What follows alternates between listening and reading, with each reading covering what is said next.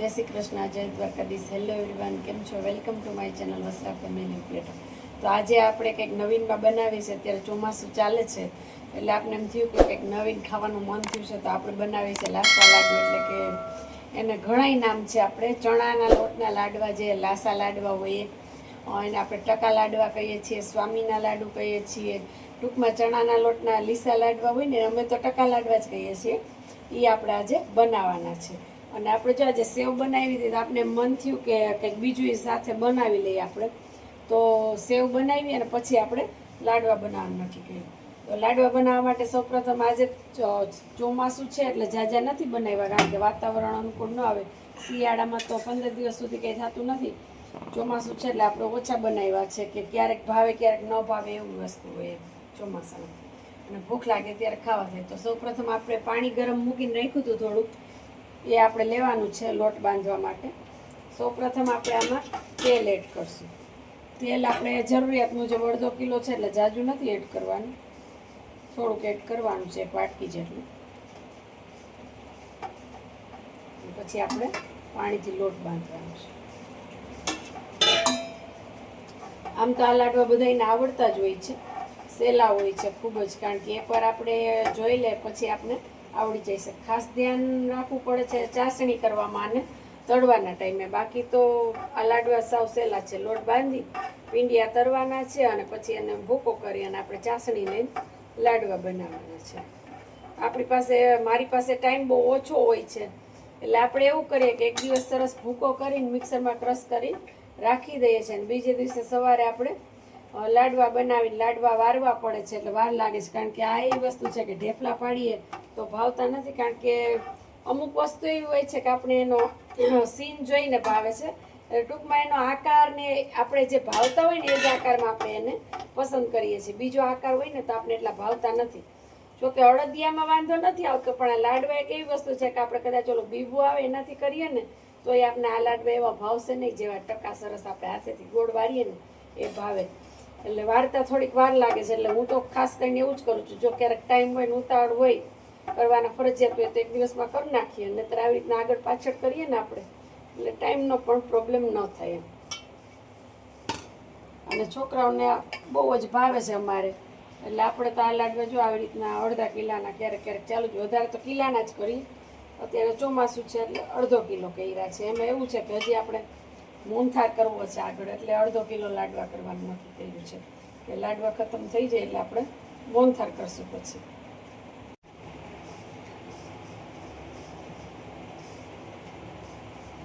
આપણે પીંડિયા તરવા માટે માપનું તેલ લેવાનું છે. બહુ દાજ્યું તેલ પછી ઉપયોગમાં ન લેવાનું હોય, એટલે આપણે માપનું લેવાનું છે તેલ આપણે તરવા માટે. આ ચણાનો લોટ આપણે બાંધી લીધો છે.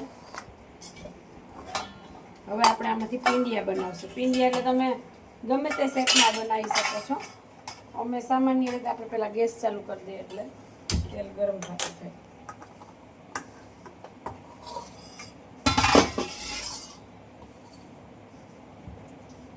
પીંડિયા હું આવી રીતના બનાવું છું. એક પહેલાં આવું લાંબુ લાંબુ આપણે લાઈન કરી લઈએ છીએ, અને પછી એમાંથી માપને આવી રીતના આપણે કાપીએ છીએ, આવી રીતના અને આવી રીતના આપણે.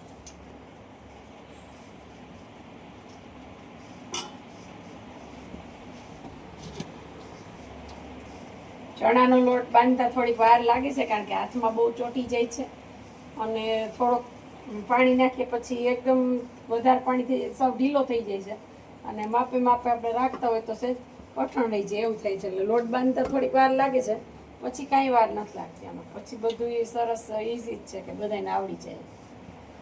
એટલે આવી રીતના આપણે બધા પીંડિયા વાર લેશું. આ તેલ ગરમ થાય ને ત્યાં સુધીમાં આપણે થોડાક વારી લેશું આગળ. આપણું તેલ જો સરસ ગરમ થઈ ગયું છે, થોડુંક વધારે થઈ ગયું, આપણે જો ચેક કરીને પહેલાં ચેક કરી લેશું. ઉપર આવી જાય એટલે આપણું તેલ થઈ ગયું છે, વધારે થઈ ગયું છે એટલે આપણે ગેસ થોડીક વાર ધીમો કરી નાખશું, નહીંતર પીંડિયા લાલ એકદમ થઈ જશે તો લાડવાનો કલર સરસ ના આવે. હવે આપણે પીંડિયા આવી રીતના કરશું.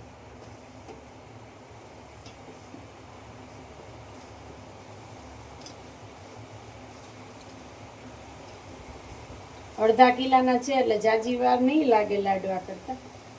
અમારે તો 1 કિલો ને 2 કિલો ક્યારેક ક્યારેક હોય તો જાજી વાર લાગે છે. શિયાળામાં એટલા બનાવીએ છીએ, કારણ કે ઘડીએ ઘડીએ કેમ બનાવે, શિયાળામાં આ બગડતી નથી વસ્તુ, એટલે સારી રહે છે. 10-15 દિવસ તો આરામથી સારું રહે છે. હવે આપણે ધીમા ગેસે એને ચડવા દેશું ને આપણું આ કામ તો આપણે ચાલુ જ રાખવાનું છે.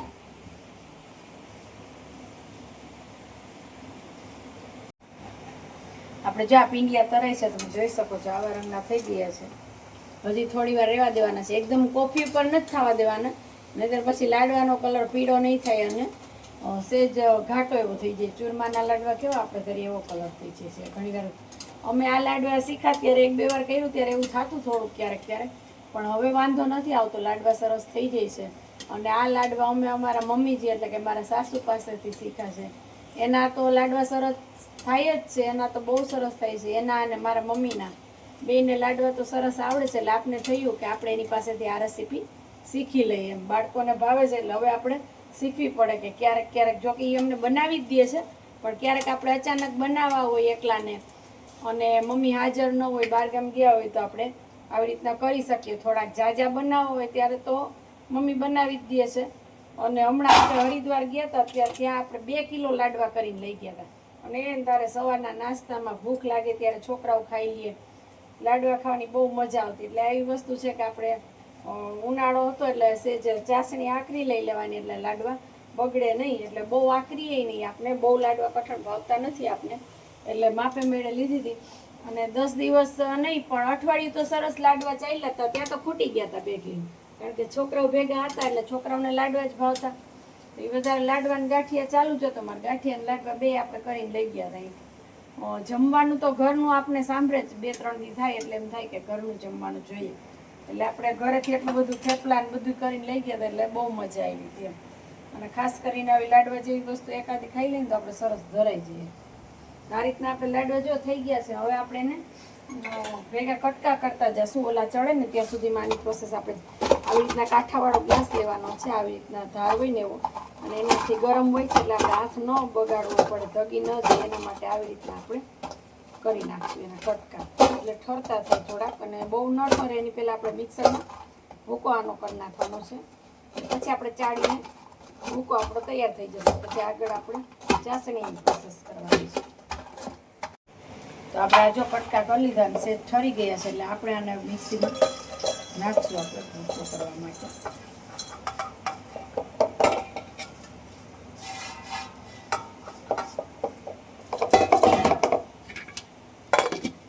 આવી રીતના આપણે આગોતરી બધી તૈયારી કરીને રાખવાની, એટલે આપણે બહુ ખોટી ન થાય અને ફટાફટ આપણું કામ થઈ જાય.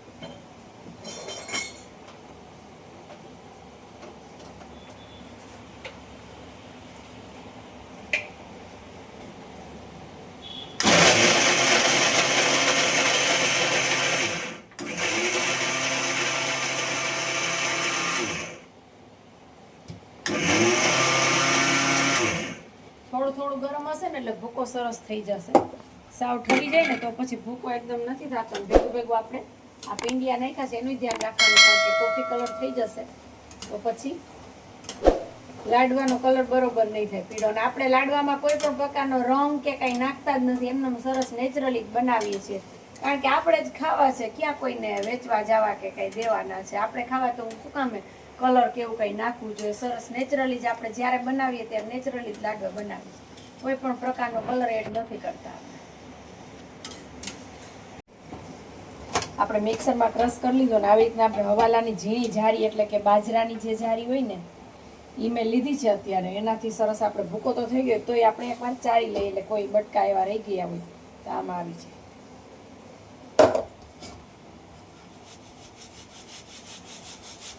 હવે એટલે જારો નીકળે ને એને આપણે પાછું આમાં એડ કરીશું.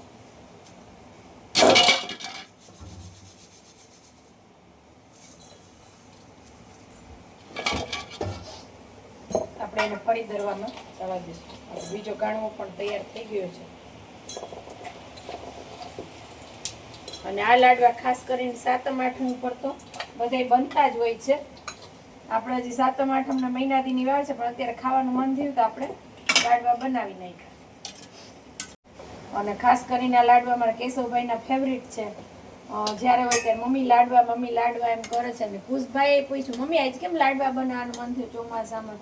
મેં તો બસ આજે સેવ બનાવી દીધી. યાદ આવ્યું કે આપણે તાવડો ચાલુ જ છે તેલ ઘડીએ ઘડીએ ગરમ ન કરવું એટલે આપણે લાડવા બનાવી નાખીએ કે સેવ કરવાની જ છે આપણે, તો લાડવા ભેગા થઈ જાય એમ.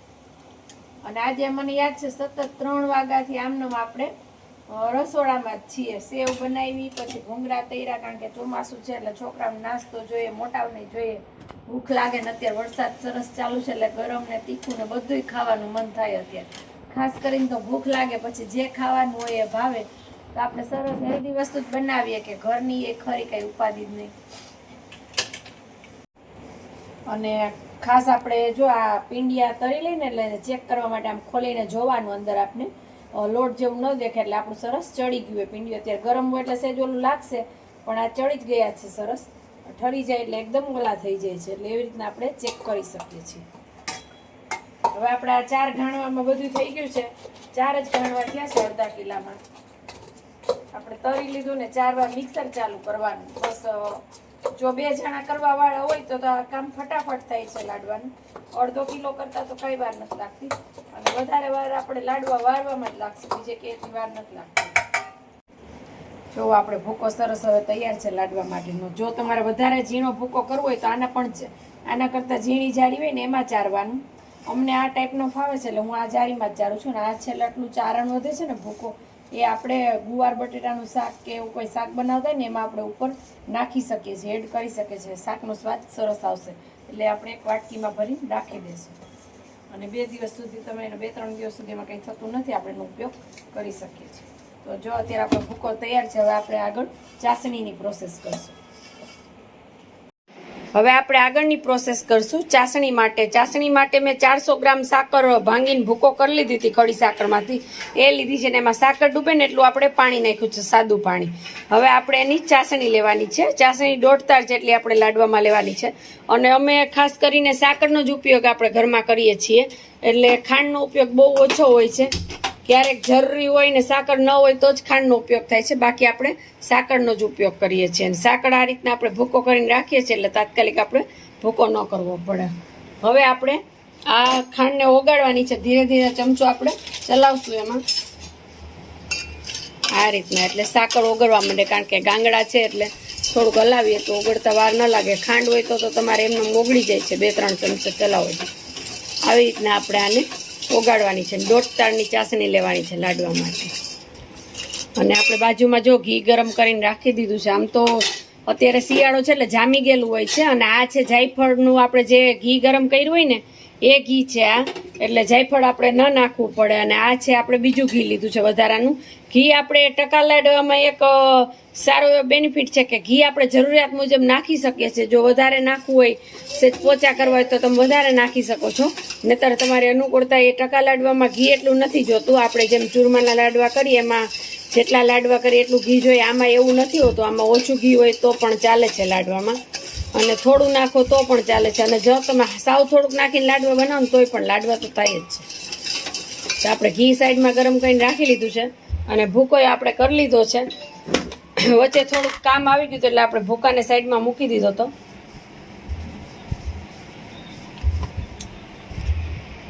હવે આપણે એક વાસણમાં તૈયાર કરેલો ભૂકો લઈ લીધો છે, અને આપણી ચાસણી પણ જો થાય છે. સાકર ઓલમોસ્ટ ઓગળી ગઈ છે, એટલે હવે આપણે થોડીક વાર હજી ચલાવશું તો આ ચાસણી પણ આવી જશે. કારણ કે 1/2 કિલોનું માપ છે એટલે બહુ વાર નથી લાગતી.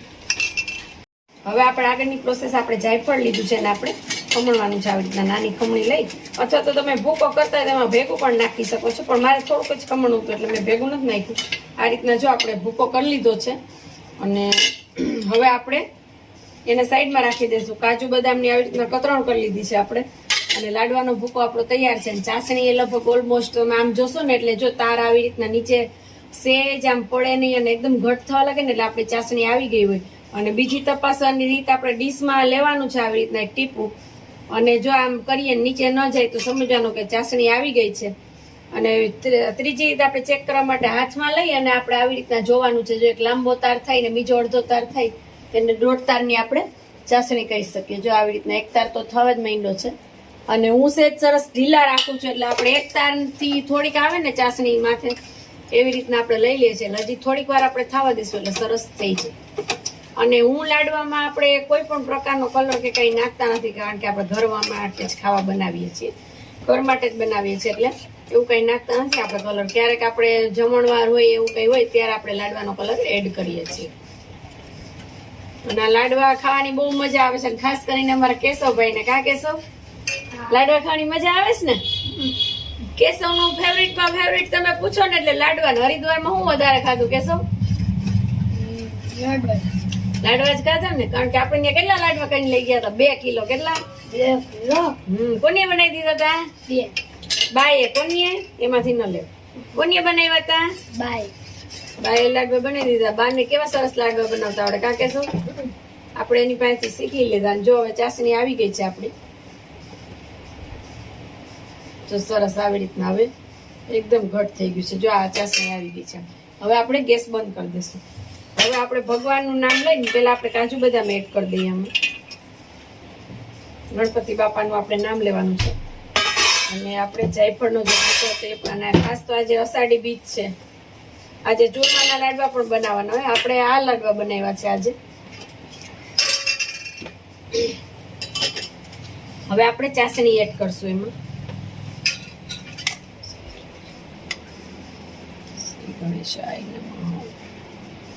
આવી રીતના ધીરે ધીરે ચાસણી આપણે એડ કરી દેવાની છે.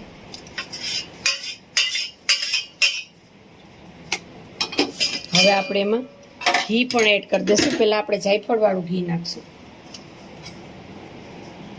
કારણ કે આપણે જાયફળની સ્મેલ એમાં આવી જોઈએ સરસની. આપણે ઘી જેવું છે એટલે વાંધો ના આવે.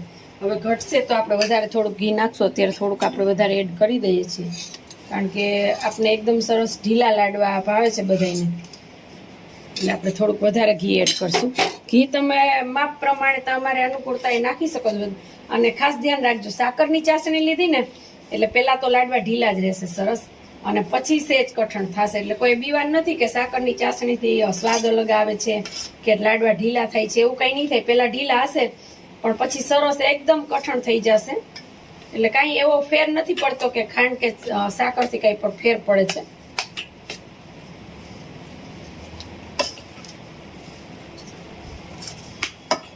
જો આપણા લાડવાનું સરસ બેટર તૈયાર થઈ ગયું છે.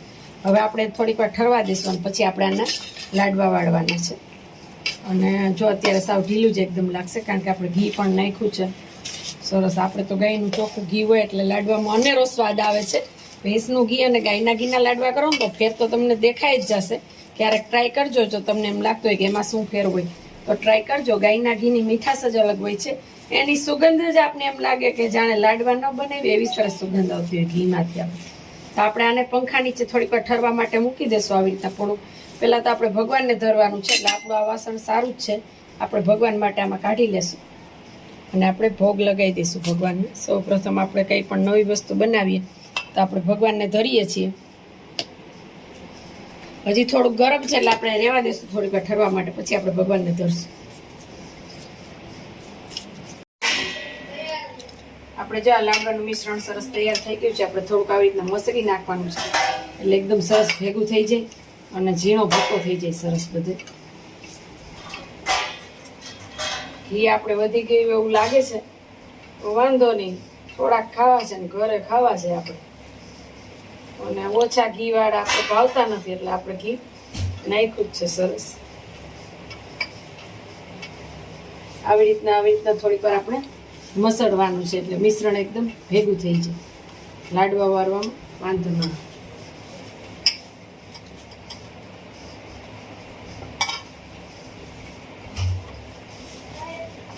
આવી રીતના સરસ ભેગું થઈ ગયું છે આપણું મિશ્રણ. હવે આપણે આના લાડુ વાળવાના છે. અને આ લાડુ તો એવા હોય છે કે જોઈને જ ખાવાનું મન થઈ જાય. આપણે એના માટે થોડુંક ઘી લીધું છે, હાથ ઉપર લગાવશું એટલે એમાં ચોટે નહીં લાડવાનું. આ જે હોય ને સરસ લાડુ વળી જાય.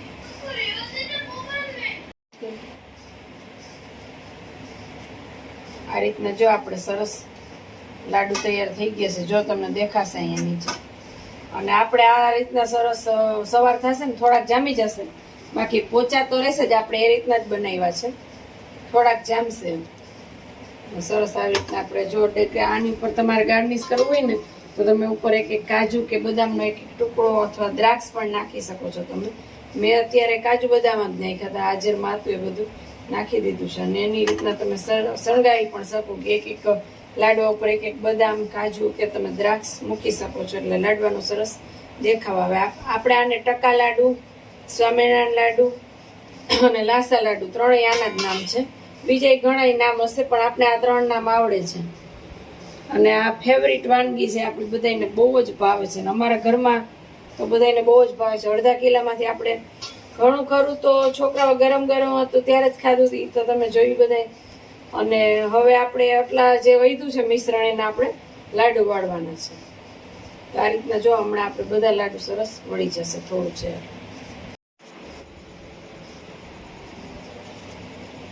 જો આપણા લાડવા સરસ તૈયાર થઈ ગયા છે. અત્યારે એક આ ડીશ તૈયાર થઈ છે અને એક આ ત્યાં વધે આપણે આમાં મૂકીએ છીએ. અને 6-7 લાડુ જેટલા તાજે તાજું ખવાઈ ગયું છે. એટલે 35ની આડેગાડે આપણે અડધો કિલોમાં લાડુ બની ગયા છે અને ખૂબ જ હેલ્ધી અને બધાને ભાવે એવા સરસ આપણે લાડુ બની ગયા છે. તો અમારા વિડીયોને લાઇક કરજો, શેર કરજો, કમેન્ટ કરજો અને અમારી ચેનલ પર જો તમે નવા હોય તો અમારી ચેનલને સબસ્ક્રાઈબ કરજો. જય શ્રી કૃષ્ણ.